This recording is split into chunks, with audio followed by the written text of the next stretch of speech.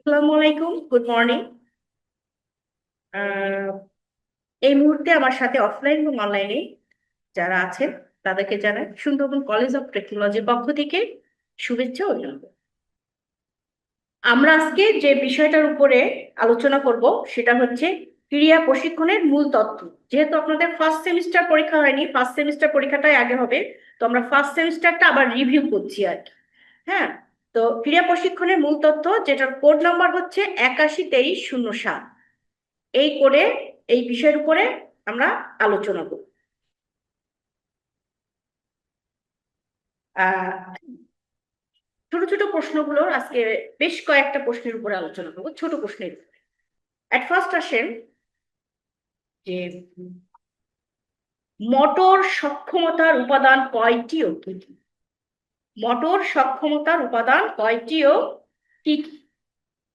আচ্ছা, মোটর সক্ষমতার উপাদান হলো পাঁচটি। পাঁচটি উপাদান। একটা হচ্ছে হৃদ শ্বাস হৃদ হৃদ শাসনতান্ত্রিক সহনশীলতা, দেহ উপাদান, পেশি সহনশীলতা, নমনীয়তা আর পেশি শক্তি। এগুলা কিন্তু একটা আম, ক্রীড়াবিদের অবশ্যই থাকতে হবে। প্রশিক্ষক এবং ক্রীড়াবিদ দুজনেরই এটা থাকতে হবে। এই পাঁচটা উপাদান তার ভিতরে থাকতে হবে। হ্যাঁ, মানে শ্বাসতান্ত্রিক সহনশীলতা, অর্থাৎ তার হৃৎপিণ্ডে যে শ্বাস প্রশ্বাস, এটা সহনশীলতা থাকতে হবে। অল্প সময়ের মধ্যে আপনার শ্বাসটা দমটা শেষ হয়ে গেলে হবে না। হ্যাঁ, ক্রীড়াবিদদের বা বিপিএড প্রশিক্ষকদের বা শিক্ষকদের দম থাকতে হবে। দম না থাকলে আপনি আপনার শিক্ষার্থীদের শেখাতে পারবেন না, প্লাস আপনি নিজেও করতে পারবেন না। যেহেতু আপনার হৃৎপিণ্ডের যে দমটা, সেটা মানে প্রখর থাকতে হবে। তারপরে যা দেহ উপাদান, তারপর দেহটাকে সুস্থ থাকতে হবে। হ্যাঁ, গঠন মানে গঠনতন্ত্রের দিক দিয়ে হচ্ছে আপনাকে ফিটনেস থাকতে হবে। পেশি সহনশীলতা, আপনার পেশিগুলো দুর্বল হলে হবে না, আপনার মাসেলটা হচ্ছে মানে শক্তিশালী হতে হবে। নমনীয়তা এবং পেশি শক্তি। এই পাঁচটা উপাদান অবশ্যই আপনাকে থাকতে হবে। এবার আসেন, অবাত ব্যায়াম কাকে বলে? অবাত ব্যায়াম কাকে বলে? অবাত ব্যায়ামটা হচ্ছে অক্সিজেনের অনুপস্থিতিতে যে ব্যায়াম করা হয় তাকে অবাত ব্যায়াম বলে। অর্থাৎ অক্সিজেনের অনুপস্থিতিতে যে ব্যায়ামটা, তার দমটা আটকে রেখে ব্যায়াম করা। হ্যাঁ, আপনি অক্সিজেন নিতে পারবেন না, সেটাকে কি বলা হয়? অবাত ব্যায়াম। একদম ছোট ছোট কোশ্চেন, একটু জাস্ট মনে রাখলে হয়ে যাবে। হ্যাঁ, এক কথার উত্তর এগুলা। আচ্ছা, এবার দেখেন এই অবাত ব্যায়ামগুলো কোন কোন খেলাতে এগুলা লাগে। 100 মিটার, 200 মিটার, 400 মিটার দৌড় বা যে সমস্ত ব্যায়াম 2 মিনিটের মধ্যে শেষ হয়, তা আপনি তো দমটাকে আটকে রেখে আপনি তো বেশিক্ষণ এক্সারসাইজ করতে পারবেন না। হ্যাঁ, সেহেতু মিনিমাম 2 মিনিট আপনাকে রাখার অভ্যাস করতে হবে। হ্যাঁ, এতে করে আপনার যে দৌড়গুলো আছে, হ্যাঁ, যে রানগুলো আছে, রান রেসগুলো আছে, এইগুলোর জন্য আপনি তখন ফিট হয়ে যাবেন। হুম, তারপরে আসেন। আচ্ছা, সেক্ষেত্রে শক্তি উৎপাদনের পদ্ধতি ভিন্ন রকম হয়। প্রধানত দুই পদ্ধতিতে শক্তি উৎপন্ন হয়ে থাকে। দুই পদ্ধতিতে উৎপন্ন হয়ে থাকে। একটা হচ্ছে এটিপি সিপি পদ্ধতি, আর একটা হচ্ছে অ্যারোবিক অ্যারোবিক গিলিওলিসিস অ্যারোবিক গিলিওলিসিস। হ্যাঁ, এই দুইটার ফলে দেহে কি হয়? দ্রুত হারে ল্যাকটিক অ্যাসিড সঞ্চয় করে। আপনার শরীরে ল্যাকটিক, জানেন তো আমাদের শরীরের ভিতরে বিভিন্ন রকমের অ্যাসিড আছে। সেই অ্যাসিডের ভিতরে ল্যাকটিক অ্যাসিডটা হচ্ছে দ্রুত তৈরি করে। আমরা কি জানি যে কোন খাদ্য উপাদানের মধ্যে হচ্ছে ল্যাকটিক অ্যাসিড আছে? হ্যাঁ, দুধের ভিতরে ল্যাকটিক অ্যাসিড আছে। হ্যাঁ, তো আমরা যদি দুধ, বলে না যে প্লেয়ারদের দুধ, ডিম, কলা, এই ধরনের ফল, হ্যাঁ, এই ধরনের জিনিস খেতে দেয়, কেন দেয়? এই ল্যাকটিক অ্যাসিড তৈরি করা যায়। এটা আমাদের শরীরে শক্তি যোগানোর জন্য খুবই প্রয়োজন। তাহলে অ্যাসিডও কিন্তু আমাদের প্রয়োজন। হ্যাঁ, আবার বেশি অ্যাসিডিটি হলে তখন আবার ওষুধ খেতে হয়, মেডিসিন খেতে হয়। হ্যাঁ, কিন্তু যদি আপনি রেগুলার এক্সারসাইজের মধ্যে থাকেন বা একটা অনুশীলনের ভিতরে থাকেন, একটা নিয়মের ভিতরে থাকেন, সেক্ষেত্রে কিন্তু আপনার ওই প্রবলেমটা কিন্তু হয় না। প্লেয়ারদের ওই ধরনের প্রবলেম কিন্তু এক প্রকার হয় না বলতে গেলে।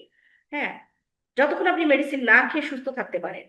ফলে পেশি সংকোচন বাধাপ্রাপ্ত আহ, বাধাপ্রাপ্ত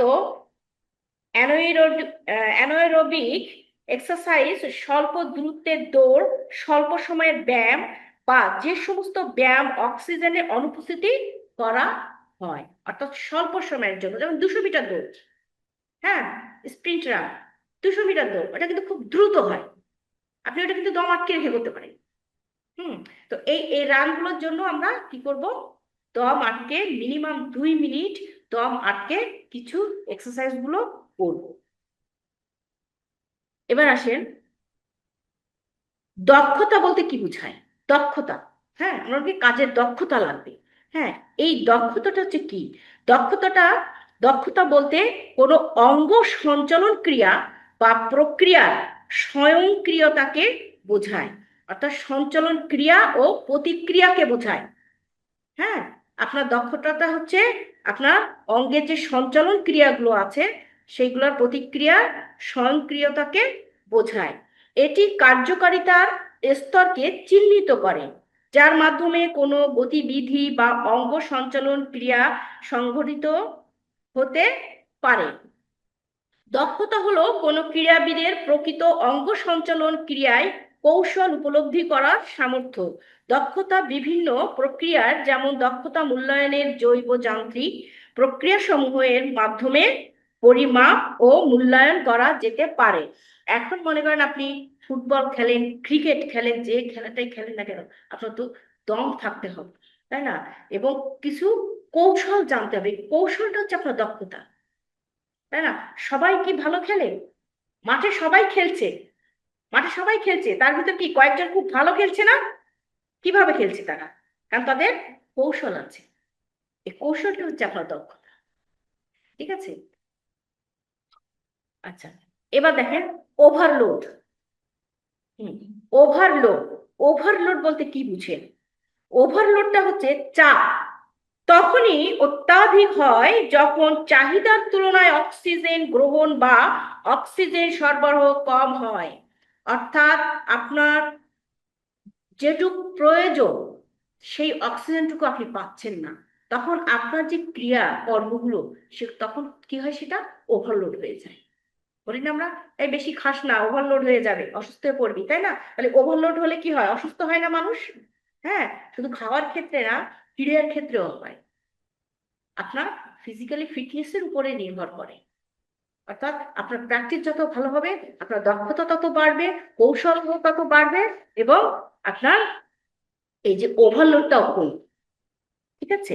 অতিরিক্ত অক্সিজেনের চাহিদা এবং সরবরাহ কম হলে অক্সিজেন ঘাটতি বাড়তে থাকে। এই অবস্থায় কাজ চালিয়ে যাওয়াকে অত্যাধিক চাপ বা ওভারলোড বলে। অর্থাৎ ওভারলোড কি, আমরা এক কথায় আমরা বলতে পারি যে আমার চাহিদার তুলনায় যখন বেশি হয়ে যাবে, অক্সিজেনের পরিমাণ কমে আসবে, আমার শরীরে একটা চাপ সৃষ্টি হবে, তখন সেটা ওভারলোড হয়ে যায়। অর্থাৎ আমার কাজে যে চাহিদা, সেই চাহিদা অনুযায়ী আমার অক্সিজেনটা থাকতে হয়। আমি যে দৌড়াবো, আমি 200 মিটার দৌড়াচ্ছি, ওই যে আমি লাস্ট পর্যন্ত যাব, ওই পর্যন্ত যাওয়া পর্যন্ত আমার ওই অক্সিজেনটা থাকতে হবে, তাহলে কিন্তু আপনি পারবেন। আর তা না হলে আপনার অক্সিজেন শেষ, আপনার ওভারলোড হয়ে গেল আপনার পরিশ্রমটা। আপনি, যেমন আমরা অতিরিক্ত পরিশ্রম করলে দুর্বল হয়ে পড়ি, তাই না?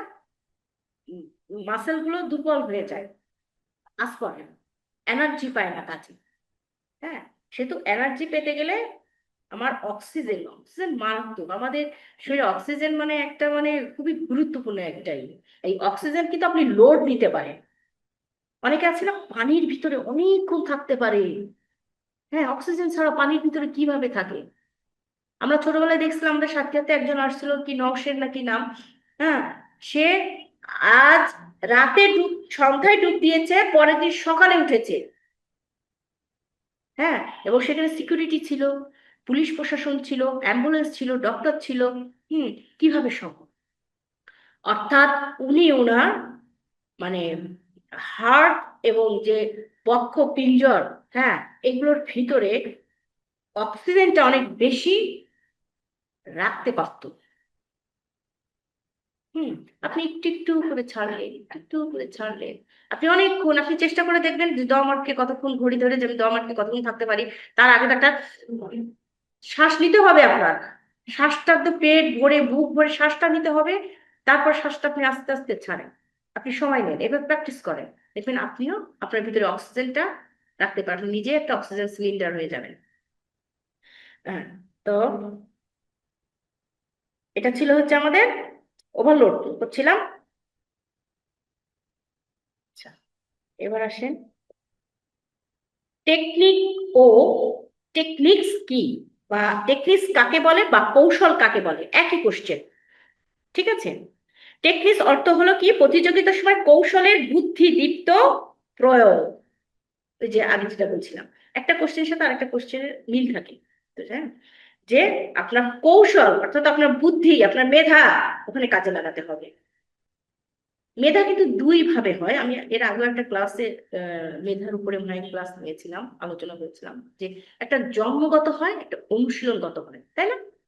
অনেকে বলে কি, অনেকের ধারণা যে বলে না যে গরিবের ঘরে জন্ম নিয়ে এত মেধা, ঠিক মতন খেতে পারে না ওরা, হ্যাঁ অনেক কিছুই পায় না, অভাবের ভিতর থাকে, কিন্তু এত মেধা। কিন্তু এই মেধাটা তার কি জন্মগত ভাবে হয়েছে, ঈশ্বর প্রদত্ত হয়েছে, সৃষ্টিকর্তা তাকে এই মেধা দিয়ে দিয়েছে। হ্যাঁ, এখন একটা উর্বর মাটিকে যদি প্রসেসিং করে কাজে লাগানো যায়, তাহলে সেই ফসলটা ভালো হবে, অনেক ভালো হবে। আর একটা অনুর্বর মাটিকে মানে উর্বর করে প্রসেসিং করে অনেক যত্ন অনুশীলন করে যখন সেখানে কিছু করব, তখন ওইটার তুলনায় এইটা কিন্তু একটু কম হবে, সামান্য হলেও ডিফারেন্স হবে। হ্যাঁ, তো ক্রীড়াবিদদের ভিতরে এরকম কেউ কেউ খুব ভালো কৌশল রপ্ত করতে পারে, আবার কেউ কেউ কৌশল জানার সত্ত্বেও সেটা অ্যাপ্লাই করতে পারে। এটা একটা মানে ঐশ্বরিক একটা দান, এছাড়া আর কিছুই না। প্রতিযোগিতার নিয়ম কানুন সম্পর্কে জ্ঞান, কৌশল প্রয়োগের সামর্থ্য ও কৌশলগত দক্ষতা, এই তিনটি হলো পরিপূর্ণ টেকনিক্যাল উন্নয়নের পূর্ব শর্ত। অর্থাৎ আপনাকে কি করতে হবে, একটা প্রতিযোগিতার নিয়ম কানুন সম্পর্কে জ্ঞান থাকতে হবে, সেই নিয়মের মধ্যে রেখে আপনাকে কাজ করতে হবে, খেলতে হবে। কৌশল প্রয়োগের সামর্থ্য থাকতে হবে, ওই যে বললাম আপনি সার্ভিসটা যদি খুব সুন্দর করে করেন, তাহলে আপনার পয়েন্ট পেতে সমস্যা হয় না। হ্যাঁ, তো আপনি সার্ভিস করছেন, আপনার বিপক্ষ দল বুঝছে যে বলটা কিভাবে আসতেছে, সে তো প্রস্তুত, তাই না? আপনাকে কৌশল জানতে হবে। হ্যাঁ, এই যে দক্ষতা, কৌশলগত যে দক্ষতা, এটা হচ্ছে আপনার উন্নয়নের পূর্ব শর্ত। তারপর টেকনিক্সের গুরুত্ব এক এক খেলায় এক এক রকম। আপনি ফুটবল খেলতে যাবেন, সেখানে টেকনিক একরকম, ক্রিকেটের টেকনিক একরকম, ভলি, হ্যান্ডবল, ব্যাডমিন্টন, বাস্কেটবল, আপনি যে খেলাটা করবেন প্রত্যেক খেলার আলাদা আলাদা নিয়ম আছে, আলাদা আলাদা ফল্ট আছে, এবং আপনার হচ্ছে টেকনিক গুলো ভিন্ন ভিন্ন হয়। হুম, যার কারণে দেখবেন একটা কোচই কি সব খেলা শেখাতে পারে না, ফুটবলের কোচ আলাদা, ক্রিকেটের কোচ আলাদা। হ্যাঁ, কারণ তারা ওইটার উপরে দক্ষ। হুম, ওটা নিয়েই তারা সারাক্ষণ পড়ে থাকে। দলগত খেলা, দ্বৈরথ দ্বৈরথক খেলা এবং র্যাকেট নিয়ে খেলা হয়, এমন সব খেলায় টেকনিক্যাল প্রস্তুতির গুরুত্ব অনেক। টেকনিক কোনো অঙ্গ সঞ্চালন ক্রিয়া মোকাবেলার ক্ষেত্রে অঙ্গ সঞ্চালন প্রক্রিয়াই হলো টেকনিক। আমরা যে কাবাডি খেলি, খোখো খেলি দলগত, হ্যাঁ আবার দ্বৈত, ব্যাডমিন্টন দ্বৈত, দুজনের টেকনিক যদি একই রকম না হয় তাহলে হেরে যাওয়ার সম্ভাবনা থাকে, তাই না? দুজনকেই দক্ষ হতে হবে। কাবাডি খেলা, হ্যাঁ, আজকে যেমন কাবাডি খেলার কি থাকতে হবে, ওই দক্ষতা থাকতে হবে, কৌশল থাকতে হবে। আপনি রেডার, আপনি রেড দিচ্ছেন, কাবাডি কাবাডি কাবাডি বলে রেড দিচ্ছেন, আপনার দমটাও থাকতে হবে, কৌশলটা জানতে হবে, আপনার দুই সাইডে আপনার খেয়াল রাখতে হবে, মাঝখান থেকে আপনাকে হিট করতে কিন্তু পারবে না এসে, আপনার দুই যে কোনো একটা সাইড থেকে এসে আপনাকে অ্যাটাক করবে, তারপর বাকি সবাই এসে আপনাকে ধরবে। হুম, তো আপনাকে ওই টেকনিকটা জানতে হবে যে আপনি কোন সাইডে মুভ করবেন, কোন সাইডে মুভ করবেন। হুম, এবং আপনি হাত দিয়ে পা দিয়ে যেভাবে তাদের একটা প্লেয়ারকে আপনি মার দিয়ে চলে আসবেন। হ্যাঁ, এবং দম থাকতে হবে, কাবাডি খেলায় কিন্তু সাংঘাতিক দম থাকতে হয়। আপনাকে ধরেছে, দম এবং শক্তি, আপনাকে ধরেছে মনে করেন, তারপরে আপনি যেভাবে হোক দাগে হাত যদি দিতে পারেন, ব্যাস কে, যে কয়জন আপনাকে ধরেছে সেই কয়জনই আউট। হ্যাঁ, আপনি পয়েন্ট পেয়ে যাবেন। তো এটা হচ্ছে কৌশল, এই ধরনের খেলা হচ্ছে কৌশল অবলম্বন করতে হয়। আচ্ছা, এবার আসেন।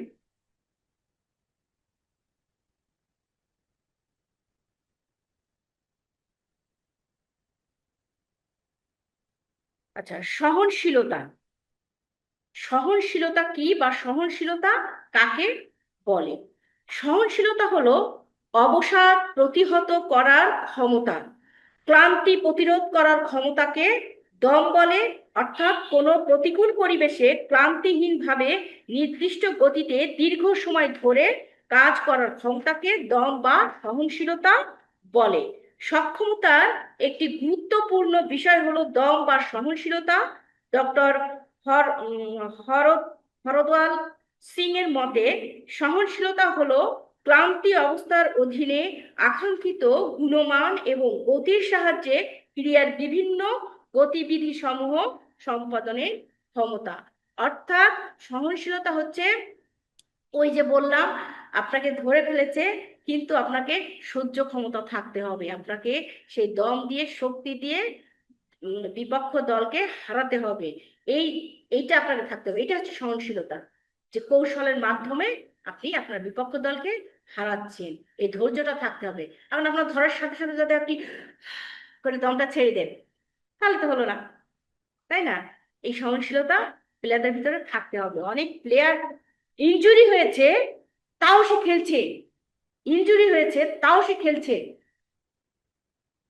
পা কেটে রক্ত বের হচ্ছে, তবু সে খেলে যাচ্ছে। এই সহনশীলতা, এই সক্ষমতা আপনাকে থাকতে হবে। গতির সংজ্ঞা দিন, গতির সংজ্ঞা। গতি বলতে দ্রুততা বোঝায়, গতি বলতে দ্রুততা, অর্থাৎ যত দ্রুত আপনি দৌড়াতে পারেন, যত দ্রুত আপনি গেইন করতে পারেন, পৌঁছাতে পারেন, সেটাই হচ্ছে আপনার গতি। আচ্ছা, যত দ্রুত সম্ভব স্বল্প সময় শরীরের কোনো অংশকে মুভমেন্ট বা সঞ্চালন করার ক্ষমতাকে গতি বলে।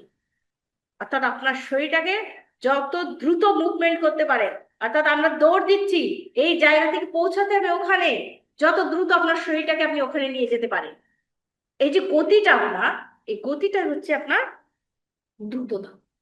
আচ্ছা, গতি হলো খেলাধুলার ব্যবহৃত এমন পেশি প্রতিক্রিয়া সমূহ বা পেশি সমূহের সংকোচন এবং শিথিলকরণ এবং সর্বাধিক দ্রুত পরিক্রমের মাধ্যমে চিহ্নিত করা যায়। আমরা টাইম দেখি, এত টাইমের ভিতরে সে পৌঁছালো। হ্যাঁ, কারণ দেখা যায় যে অনেক সময় যে ফার্স্ট হচ্ছে, দৌড়াচ্ছে দৌড়াচ্ছে দৌড়াচ্ছে, দেখা যায় যে 3 নম্বর 4 নম্বর থেকে হঠাৎ করে উঠে আসলো, উঠে এসে সে ফার্স্ট হয়ে গেল।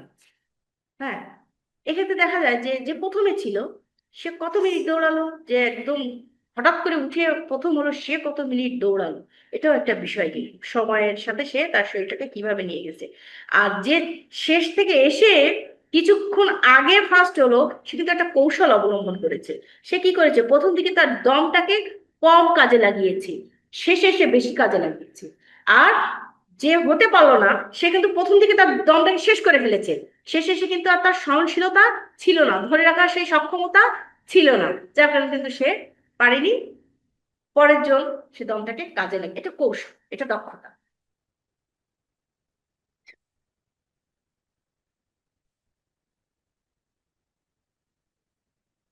আচ্ছা, মাসল হাইপার হাইপারথ্রাপি, মাসল হাইপারথ্রাপি বলতে কি বুঝেন? পেশির প্রস্থচ্ছেদ মোটা হয় এবং আরো বেশি শক্তি উৎপাদন সক্ষম হয়, তাকে মাসেল হাইপারট্রফি বলে। অর্থাৎ আপনার এই মাসেল গুলো মোটা হবে এবং শক্তিশালী হবে, মোটা হবে যারা এক্সারসাইজ করে দেখবেন তাদের এই মাসেল গুলো অন্য অন্য অন্য জায়গা থেকে একটু বেশি মোটা হয় না। হ্যাঁ, এটা হচ্ছে শক্তি, এটা কিন্তু তৈরি করতে হয়, এই শক্তিটা তৈরি করতে হয়। প্রত্যেকটা জিনিসের প্র্যাকটিস, প্র্যাকটিস ছাড়া আসলে হয় না কোনো কিছু। ঠিক আছে। আচ্ছা, এবার একটা কোশ্চেন আমি আলোচনা করে আমি করবো। নারী ও শিশুদের ক্ষেত্রে, এটা 22 সালে এসেছিল এই কোশ্চেনটা। হুম। নারী ও শিশুদের ক্ষেত্রে শক্তির প্রশিক্ষণ কিরূপ হওয়া উচিত বর্ণনা করো। নারী ও শিশুদের প্রশিক্ষণ পদ্ধতি বর্ণনা। তাহলে এখানে কোশ্চেনে আমরা বুঝতে পারছি যে নারী, পুরুষ, শিশু, তাদের প্রশিক্ষণ বা তাদের ফিজিক্যালি দক্ষতা একরকম হবে না। যখন নারীরা শক্তি প্রশিক্ষণ গ্রহণ করে তখন পেশিসমূহ হাইপারট্রফির ঘটনা ঘটে।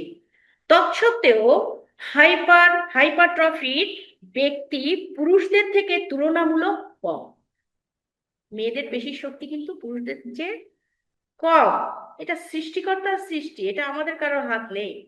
এটি মূলত অ্যান্ড্রোজেন, প্রোজেস্টেরন, এক্সট্রোজেন এবং টেস্টোস্টেরন এর সংবহন মাত্রার জন্য কমে থাকে।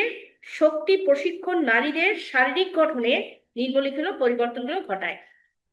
এখন এই যে অ্যান্ড্রোজেন, আবার প্রোজেস্টেরন, এইগুলা হচ্ছে কম থাকে শরীরের। যে কিছু কিছু আমাদের শরীরের ভিতরে কিছু কিছু যে উপাদানগুলো আছে, এগুলো পুরুষদের তুলনায় নারীদের একটু কম থাকে।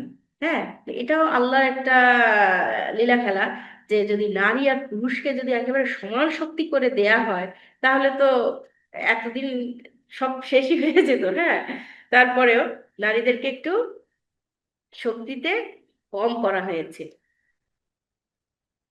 শরীরের মোট ওজনে ক্ষুদ্র পরিবর্তন আনে অথবা অপরিবর্তিত রাখে। আপেক্ষিক অথবা পূর্ণ শরীরের চর্বির উল্লেখযোগ্য হ্রাস। শীর্ণকায় শরীরের ওজন উল্লেখযোগ্য পরিমাণে বৃদ্ধি। একটা জিনিস খেয়াল করবে, নারীরা কিন্তু সারাদিন সংসারে কাজ করে, এই কাজগুলো কিন্তু চোখে দেখা যায়, কিন্তু সে কিন্তু পরিশ্রম করছে। একটা পুরুষ বাইরে বড়জোর 8 ঘন্টা 10 ঘন্টা কাজ করলো, তারপর বাড়িতে এসে কিন্তু সে রেস্ট নেয়। কিন্তু একজন নারী কিন্তু সেই রেস্টটা পায় না। সে যে আজান দেয়, সে ভোরে ওঠে, কাক ডাকা ভোরে ওঠে, নন স্টপ একেবারে রাতের সমস্ত কাজ সেরে তাকে বিছানায় রেস্টে যেতে হয়। তারপরে তার মাথায় একটা চিন্তা থেকে যায়, সকাল এই কটার ভিতরে উঠতে হবে, তাকে এগুলো করতে হবে। পুরুষদের কিন্তু এই জিনিসটা কিন্তু থাকে না, কিন্তু মহিলা কিন্তু পরিশ্রম বেশি করছে, কিন্তু তাদের শক্তি কম। আর অধিক পরিশ্রমের জন্য কিন্তু নারীদের শক্তি এমনি সব দিক থেকে কমে। তাদের আয়রনের ঘাটতি হয়, ক্যালসিয়ামের ঘাটতি হয়, প্রোটিন, ভিটামিন, এইগুলোর ঘাটতি হয়। কারণ তারা কি করে, ওভারলোড নেয়। হ্যাঁ, শরীরের তুলনায় তার কাজটা, পরিশ্রমটা বেশি হয়। আবার না করলেও নয়, তা একজন পুরুষ যদি মনে করে যে আজকে আমি কাজে যাব, সে সারাদিন রেস্টে থাকে। যে একজন নারী কি ইচ্ছা করলে পারবে? পারবে না, রেস্টে থাকতে পারবে না, কারণ সংসারের খাইটা তাকেই ঘোরাতে হয়, সংসারের সব কাজ তাকেই করতে হয়। যদিও পুরুষ এবং নারী উভয়ের ক্ষেত্রে উল্লেখিত পরিবর্তন সমূহ ঘটে থাকে, কিন্তু আপেক্ষিক ও পূর্ণ শরীরের চর্বির পরিবর্তন নারীদের ক্ষেত্রে অধিকতর। তো নারীদের চর্বির পরিমাণটা বেশি থাকে। ঠিক আছে। আবার শীর্ণকায় শরীরে ওজন বৃদ্ধি পুরুষদের তুলনায় নারীদের মধ্যে কম। এটি গ্রহণযোগ্য সত্য যে নারীরা পুরুষদের মতো শক্তিশালী হতে পারে না। তৎসত্ত্বেও এই পার্থক্যটি শক্তি প্রশিক্ষণের মাধ্যমে কমিয়ে আনা যেতে পারে। এখন মনে করেন এই যে মেয়েদের যে খেলাগুলো হয়, নারীদের যে খেলাগুলো হয়, এগুলোর কিন্তু সময় থাকে কম, দূরত্ব থাকে কম, ওয়েট থাকে কম। হুম। কারণ তাদের শরীরের সাথে অ্যাডজাস্ট করবে এরকম দূরত্ব বা এরকম ওয়েট তাদের দেওয়া হয়। আবার পুরুষদেরও ওরকম, যে পুরুষদেরকে আবার একটু বেশি হয় সব খেলায়। কিন্তু নারীদের কিন্তু একরকম নিয়ম, পুরুষদের আর একরকম। হ্যাঁ, এবার দেখেন শিশুদের ক্ষেত্রে শক্তি প্রশিক্ষণ, শিশুদের ক্ষেত্রে শক্তি প্রশিক্ষণ থেকে আঘাত পাওয়ার সম্ভাবনা খুব বেশি থাকে, তাই না? আর শিশুরা তো ওই কৌশলটা কিন্তু ওরা অ্যাপ্লাই করতে পারে না, যেহেতু আঘাত পাওয়ার প্রবণতাটা একটু বেশি থাকে, এবং হয়ও তাই। কিন্তু তারপরও দক্ষতা ভিত্তিক খেলাধুলায় শক্তি প্রশিক্ষণ শিশুদের ক্রিয়া প্রশিক্ষণে গুরুত্বপূর্ণ একটি অংশ রূপে বিবেচিত। শিশুদের ক্ষেত্রে শক্তি প্রশিক্ষণ একটি সর্বতোমুখী পন্থা হিসেবে পরিকল্পিত হতে হবে। শুধুমাত্র উচ্চ চাপ সম্মিলিত ক্রমান্বয়ে পরিণত বিশেষায়িত সর্বোচ্চ শক্তি প্রশিক্ষণ বয়ঃসন্ধি এর পূর্বে এড়িয়ে চলা উচিত। শিশুদের মাঝে শক্তি বৃদ্ধির লক্ষ্যে নিম্নলিখিত পরামর্শসমূহ উপস্থাপন করা হলো। এখন শিশুদের কি করলে তাদের শক্তিটা বৃদ্ধি পাবে বা কৌশলটা বৃদ্ধি পাবে, সেটা কিছু নিয়ম আছে।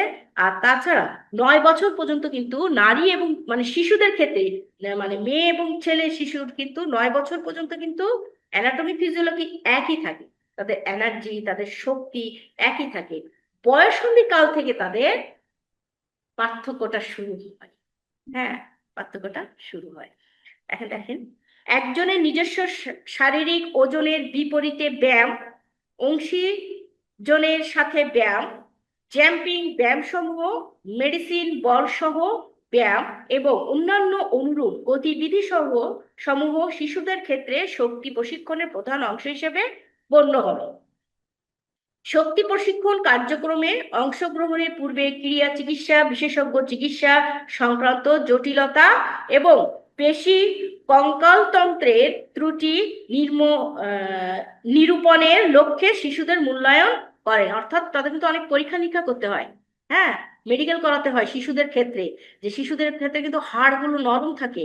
হ্যাঁ, সেটা কি অবস্থায় আছে, সে কতটুকু নিতে পারবে, এগুলো কিন্তু টেস্ট করাতে হয়, করে তারপর কিন্তু একটা প্লেয়ার তৈরি করতে হয়। আচ্ছা, প্রশিক্ষণপ্রাপ্ত পেশাধারী ব্যক্তি শিশুদের প্রশিক্ষণ পর্বসমূহ তত্ত্বাবধান করবেন। কন্ডিশনিং হলের পরিবেশ বিপদমুক্ত এবং নিরাপদ হতে হবে। অর্থাৎ যেখানে তারা থাকে, শিশু প্লেয়ারদের রাখা হয়, সেইটা নিরাপদে থাকতে হবে।